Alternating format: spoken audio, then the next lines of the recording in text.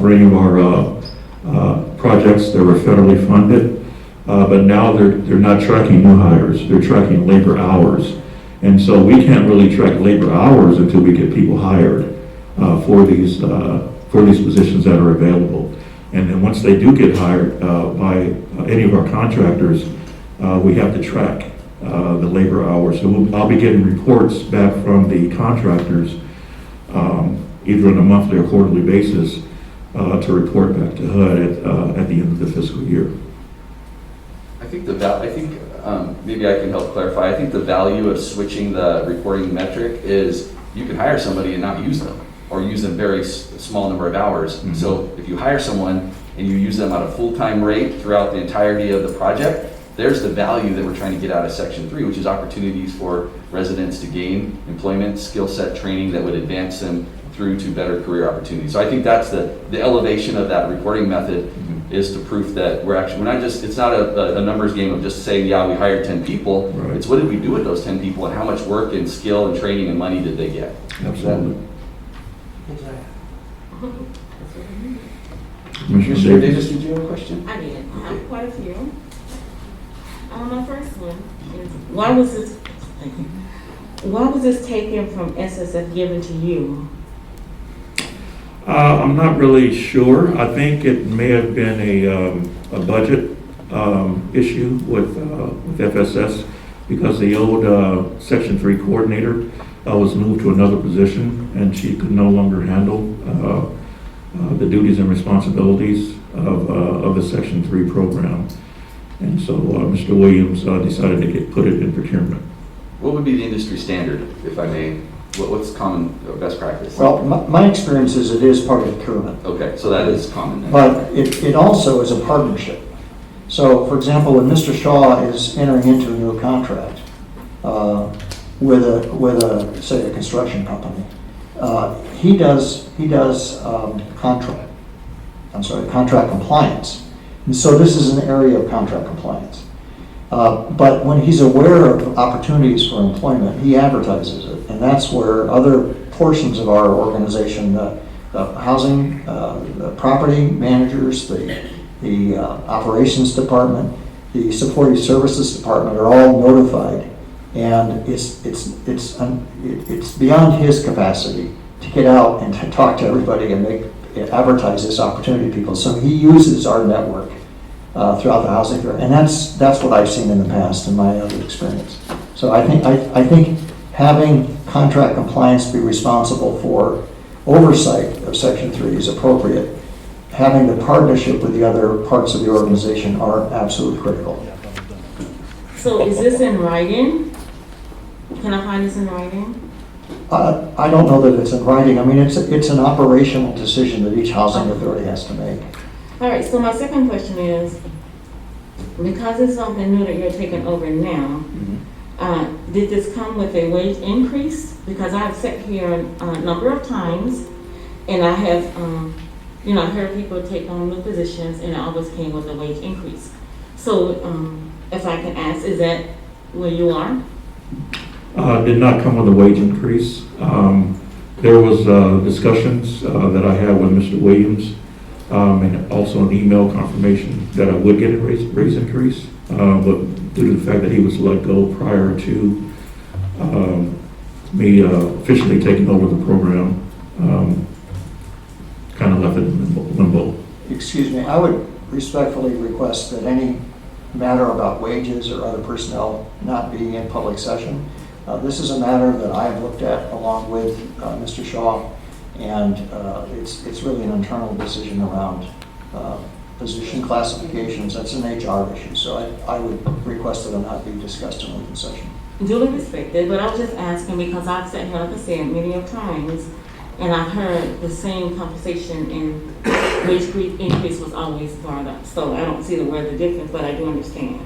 So my last question to you is, you said training. Who's training you? Is it FSS or is it being provided from somewhere else? So there was some, late last year, there was some transitional training from FSS. And I've had several webinars online due to COVID. But I think more intense and more comprehensive training is needed in class, person to person. But I'm not sure when that's going to happen due to the pandemic. Okay, that's all I need. Thank you. One slide that I skipped over. I am actively recruiting for these 3 positions: legal secretary and paralegal, roofer, and also accounts receivable. And so, as I stated there, I sent out the notification to the properties, FSS, department heads, and all the resident job bank applications and resumes that I have in my possession. So they all received these job notifications, but none have been hired as of yet. Are there any applicants? Are there applicants Yes, that you're aware of? Because you said the resume has been forwarded. Okay. Yes. Okay, great. Other questions for Mr. Shaw? Mr. McCurdy? Thank you, Mr. Chair, and thank you, Mr. Shaw, for carrying the load. One thing that I think will be necessary for us to have a discussion about as a board, along with our interim executive director, is to identify just how this is going to go in terms of picking up additional work and being required with compliance with this new rule. I also think that as a board, we should have a really, in-depth discussion about where we want this program to go and what our commitment is going to be in ensuring its success. Because truly and most sincerely, this program is designed to get people out of the housing units that we are charged with overseeing. So I will direct staff to send out an email to all of us so that we can have a discussion about how we're going to ensure their success and how we're going to ensure that everything is made fair as these new responsibilities are shifting. Got an ejection seat here. I almost got ejected. No, that's a fantastic point. And I want to just clarify for my own personal understanding that Section 3 is voluntary.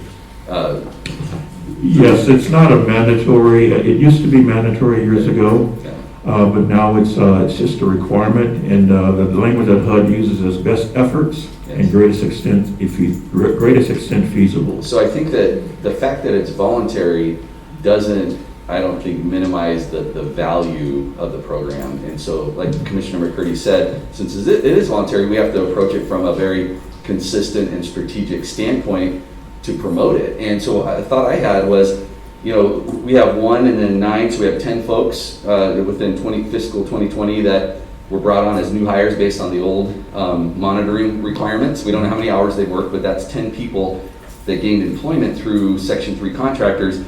Is that good? Is that not good? I mean, this is hypothetical. So we have a baseline, is what I'm saying. So now we know what the baseline is. We're going to educate ourselves on the new requirements and the new monitoring, and then we get to work. And I'd like to, if possible, develop some profiles of Section 3 success stories, whether it's an employee, whether it's a contractor, and tell that story and capture it. And then that way we can use that to share with other potential candidates from the employment side and also candidates from the contractor side, that this works, that this is successful, that you're going to hire a quality individual that's going to give you a return on your investment as a business owner, and that's going to elevate that individual. And then my other question, or a question I would ask is, and this is, I'm even embarrassed to ask this, we hire people, right, through Section 3 as an agency, isn't that correct? Yes. Okay, so I'd like to lead by example and look for so of those 3 positions you're talking about, those are with private firms.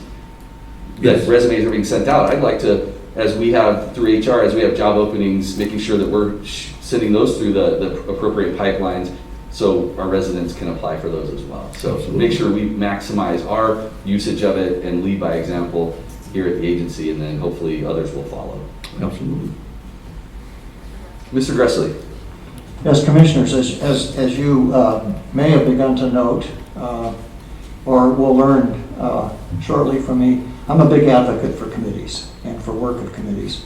And so I see 2 aspects of this question that you might want to pursue a little deeper and have more time to have conversation about. One, the issue of where it's assigned and how it's supported internally, I would suggest be perhaps referred to the executive committee, because that's really a relationship with the executive director and how the executive director makes assignments of work. And the second part is really the program, which I think is what Mr. McCurdy's getting at as well. What can we accomplish, and what are some of our goals and what are our methods? And I would suggest perhaps that's referred to the Administration and Finance Committee, since procurement falls under that rubric. And that as we meet and start talking about some of our plans in the committees, I think those would be good places to have those two conversations. So that would be my only suggestion. Yes, sir. I think that's a great idea. Yeah. Yeah. Utilize those committees, absolutely. Yeah, thank you. Mr. Chair, if I may, I just Yes. wanted to ask Mr. Shaw, when do we foresee closing the application process for these 3 positions that you shared with I us? need to check back with the firms. I did a check with them about a week or 2 ago, and so I'll be checking like weekly to see if they've hired any of these applicants that I've sent them, or if their position's already been filled by another applicant. So just weekly updates. Okay. Well, thank you so much, Mr. Shaw, for your efforts in this regard, for this important aspect of our service to the residents. So thank you for your work on this today. Look forward to keeping the ball rolling on the Section 3. Thank you. Thank you, sir. Number 13, report of observations and recommendations of public housing portfolio from the interim executive director, Mr. Grassley. Yes, Commissioners, this business is a bit like peeling an onion. Every time you begin to take a look at some aspects, you peel off one level and then you find another level underneath it. So this is, for me, it's an ongoing process, because even after I published this, I'm looking back at some of the data and I'm seeing some other things. So I want to highlight a couple of things and add some additional information for you. This will only complicate things, but we can summarize it all in the end. First of all, one of the areas that I really try to concentrate on is the scattered site single-family homes. You have 386 public housing single-family homes, and I tried to summarize the age and the dates of acquisition of those. And I missed some details that were brought to my attention by some very eagle-eyed staff, other members of leadership. First, there were 155 of those 386 homes were acquired in 2001. And of these, all of these were built, in this case, between 1984 and 2000. So some of them are a little bit newer than my references in the report. Secondly, about scattered site single-family homes, there are 94 houses, half of which were built between 1955 and 1989. So they're a bit older. Some of these go back into the 50s. And half were built, are just identified as built various years. I think there's something like 40, 46, and 48 in those 2 groups. These houses were apparently approved by HUD to be used in some form of a home ownership program here many years ago. And apparently there were other houses that were successfully sold at that time. But these were not, for various reasons, and many times it's the families didn't qualify, they weren't able to afford to go into ownership or whatever it is. But I think this provides an interesting opportunity for a little more research to find out what are the rules that apply to these homes if they were to be placed in home ownership. Who would qualify? How would they be handled if that was the direction you wanted to go? Another thing I want to add to make sure I emphasize is I forget how many recommendations I made, I think 7 or 8 recommendations. Probably the one that I want to emphasize, 6 recommendations. I think the one that I want to recommend most strongly to you is I think that all of your public housing needs to be looked at and evaluated very carefully for its potential for repositioning, much the way we're looking at Jamestown Towers now, and as you have already done with several of your other previous public housing properties. That's not to say that I endorse conversions and repositioning. It is that you need to really evaluate what opportunities exist and decide what's best in the long term for maintaining the business of providing affordable housing in your community. And I will describe a little bit of history. I'm trying to remember who the Secretary of HUD was back in the day, who came into office and said they're going to privatize all the public housing. And all of us in the industry just quaked in fear and said, oh no, they're not, you can't privatize public housing. And we were absolutely opposed to it. That was Jack Kemp, I think, was the Secretary of HUD at the time. And of course that never really happened. But what we've discovered since is that it's more important for a housing authority to spur the development of affordable housing and to ensure its long-term viability and to control it through various methods than it is to necessarily be in the ownership position. And out of that has grown a whole industry that we're now all engaged in, where the ownership is often in the hands of private investors who are absent. They're not active in the community. They're investors. They're institutional investors. They're tax credit purchasers. But the housing authority maintains the ownership of the land, and they control the property in perpetuity. And what they've been able to do with these various programs is attract private investment, private capital, to ensure the long-term viability of these properties so they serve the communities long-term and don't fall into disrepair.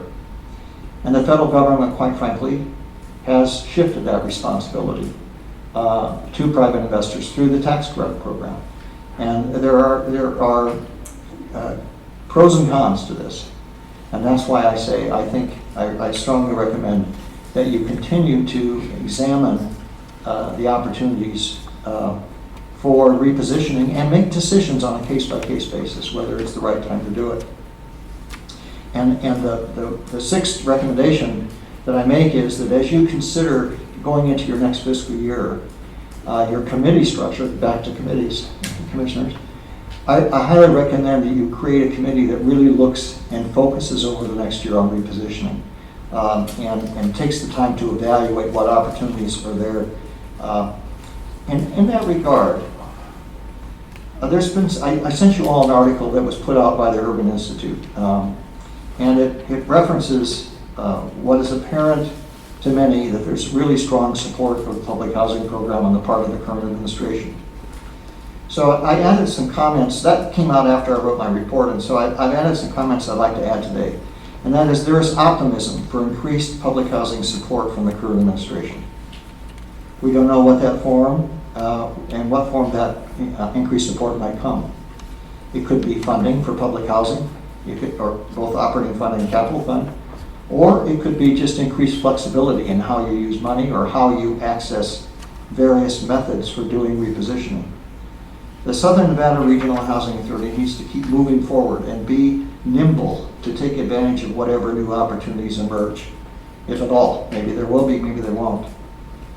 One good example of that increased flexibility that just occurred is the ability today, in certain cases, to blend a Section 18 disposition, which offers Section 8 rents, with a RAD disposition, where the rent structure is based on the old public housing funding. To be able to blend those two together in one property, which has been increasingly relied on around the country, has made many otherwise infeasible properties or redevelopments feasible. So that's a new tool that you have available to you that's currently being looked at Jamestown Tower to see if that gives us some advantage. So there are constantly changing opportunities, and we need to be nimble and ready to seize whatever opportunity comes up. The one thing I caution you is that despite this optimism about the current administration, I think the long-term trend is also not likely to change. I think we may experience kind of a rainbow period of time where we have resources through coming out of the COVID and the effort to put money into the economy that we might benefit from, that might allow us to do some things with properties here to at least hold them off a little bit longer before you do have to reposition, or they may be things that help you accelerate disposition or repositioning. I think in any case, the Southern Nevada Regional Housing Authority needs to be ready to jump on opportunities and be nimble. The one other theme that I tried to stress through this report is that capacity is an issue. you have to look at several areas of capacity. Number one, when you do a repositioning and you do a lot of work, there are relocation requirements. You can't rehab properties that people are living in, or you can't at least rehab the units they're living in. So when you're going to rehab a bunch of units, you've got to relocate people. You only have a limited resource. You have your other public housing units is your limited resource for the most part to do repositioning. So you cannot outrun your own ability to move people around and have them live in a decent environment. So there's capacity on relocation. There is financing capacity limitations. There are only so many dollars available through 9% tax credits every year, and you have to compete for those. You could not go out and do everything with a 9% tax credit right now. 4% tax credit is easier to get, but it doesn't provide quite the same resources. So all these things are limited, and you're also in competition with others who are seeking those tax credits. Now, in Nevada, you're the gorilla of Nevada. You're the big agency here. There's only 2 other housing authorities, and one of them doesn't have any public housing at all. It has Section 8, and it has rural housing. It has FHA, or Farmers Home housing. Reno is considerably smaller. So in this state, you have the best advantage as a public agency for competing for those kinds of resources. Unlike my home state of California, where we're fighting among ourselves all over the place for tax credits. But there is still a limited supply. The third area of capacity is just capacity of your own organization to handle all these changes and to plan and so I guess what I'm saying is I embrace examining the opportunities. I encourage you where the opportunities are available that make sense to jump on those opportunities. But I temper that enthusiasm with an understanding of the fact that there are capacity limitations all the way around. The one other thing I really want to emphasize is when I began looking, and the staff here that are in leadership have heard me talk about this, when I began looking at the single-family homes, I saw them as a ripe opportunity because the single-family homes you can probably reposition with Section 18, which means Section 8 rents. But that is a very complicated deal. You have 386 single-family homes, each one's different. They're going to require very detailed physical needs assessments. They're going to require individual transactions, you could convert them all to Section 18 all at once. I don't recommend that. I think they should be done in phases, again, because of capacity. Some of them are properties that would easily satisfy Section 8 housing quality standards. Others, well, perhaps not, and are going to require some investment. In some cases, the investment may be too much to make it worthwhile to convert. So you may be looking at other strategies with them. Others may take smaller investments, but will require some source of revenue to make that conversion. But I think they should be looked at particularly and perhaps divided into different classifications or categories somehow and develop individual strategies that might apply to groups of those properties. But your public housing stock is, I guess, a couple things I would say that I haven't that I wanted to include in this. One is that it's in fair condition. It's not in good condition. It's not in great condition. It's not in terrible condition. It's in fair condition. Part of the improvement that can occur is just getting caught up from the backlog of work orders that's been generated through COVID. I mean, you've got, and I've been talking to the staff that are responsible, and they are aware of this development of a backlog of work that needs to be done, and they have plans. They've been catching up, some of it already. But I want to be open that there has been a buildup of maintenance work is evident. It needs to be caught up. We're working on it. We'll make improvements.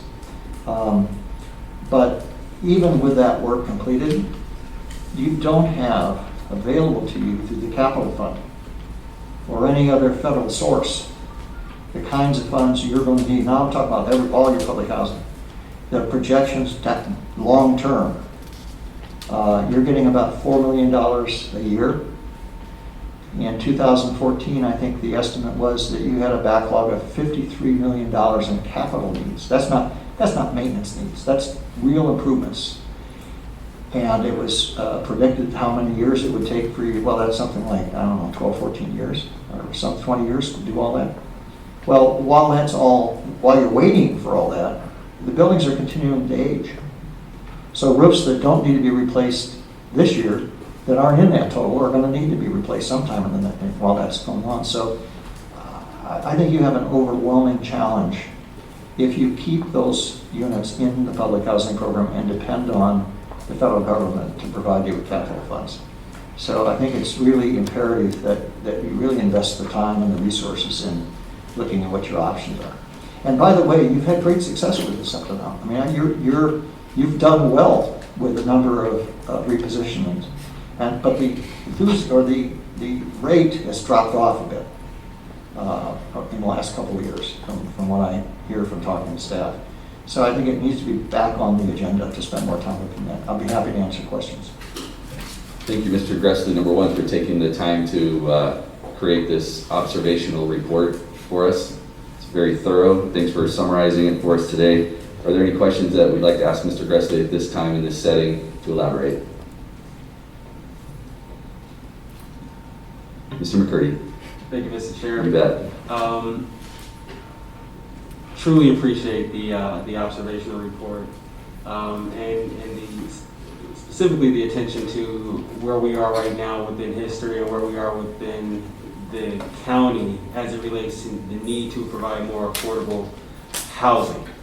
The housing has gone up 150% since 2012, so people are not able to even afford to live at this moment in time, which presents, in my opinion, a very unique opportunity and intersection that needs to occur between the different municipalities to provide essentially more subsidies in a positive way to the community if there is a such thing.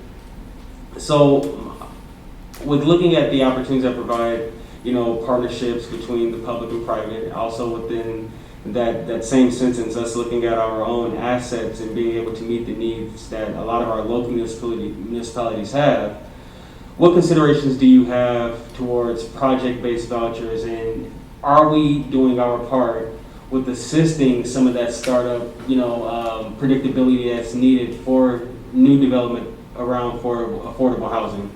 Like, for the most part, you need some new developers will say, with partnering with local governments, specifically like within Clark County, you need 20-30% set aside so that they will have, knowing what the predictability is going to be with that project. Do you think that we're doing our best to provide some of our resources towards those affordable housing projects and developments? I think you could do quite a bit more.